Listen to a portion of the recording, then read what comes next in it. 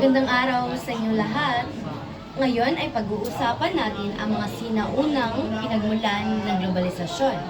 Kung paano nasimula ang koneksyon ng iba't ibang bahagi ng mundo bago pa man dumating ang makabagong teknolohiya. Una, balikan natin ang pananakop ng Imperyong Romano noong kanilang panahon.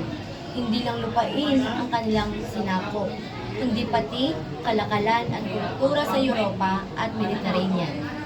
Halimbawa, ang paggamit ng mga Romano kalsada ay nagpadali ng kalakalan ng alak, langis, at butil mula sa iba't ibang relihiyon.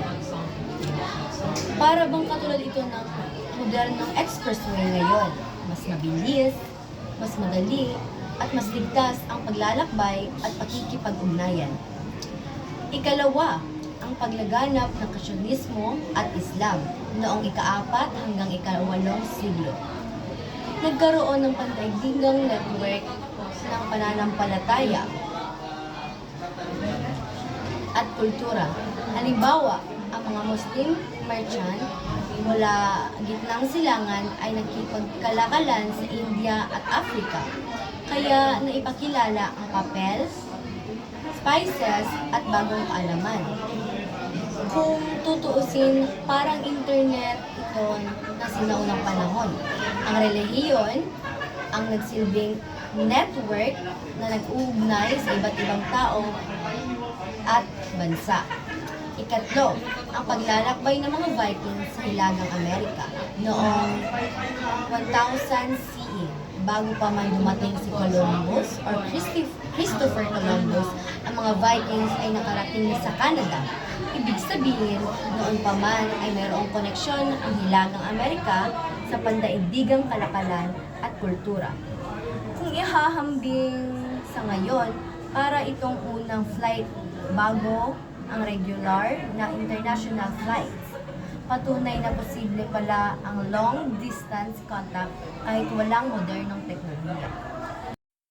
Ika-4, ang kalakalan sa Mediterranean noong gitnang panahon.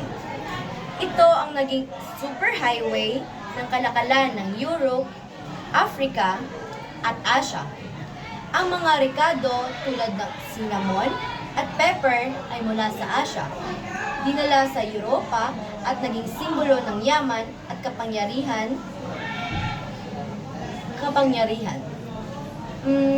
Para itong OFW remittances. Ngayon, ang produkto o kayamanan mula sa ibang bansa ay nagbabago sa pamumuhay ng mga tao sa sariling bayan. Ikalima, ang pagsisimula ng pagbabangko sa Italia sa mga lungsod tulad ng Florence at Venice. Naimbento ang mas organisadong sistema ng pananalapi. Dito nagsimula ang konsepto ng credit at lending. Kung wala ito, baka wala rin tayong modernong bangko, ATM o online banking ngayon. Ngayon, lumundag tayo sa makabagong panahon ng ika-20 siglo. Noong 1956, nailatag ang unang transatlantikong cable or TAT-1 na nagdugtong sa telepono ng Estados Unidos at Europa. Imagine kung dati ay ilang buwan bago makarating ang balita sa pamamagitan ng barko, ngayon ay ilang segundo na lang sa isang buwan, sa isang tawag.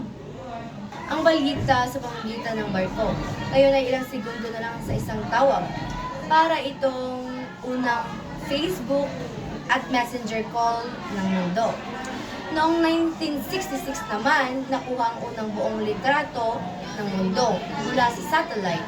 Nagbigay ito ng panibagong pananaw na iisa lang ang ating planeta. At lahat tayo ay magkakaugnay katulad ngayon. Sa isang satellite image ng bagyo, napapansin natin na iisa ang epekto sa iba't ibang bansa. At syempre, hindi rin mawawala ang makabagong pangyayari tulad ng pag-atake sa Twin Towers noong 19/11.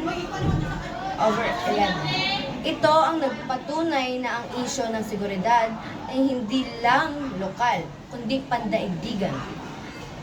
Dahil dito, mas mahigpit ang airport security sa buong mundo. Hanggang ngayon, at lahat ng pasahero ay apektado.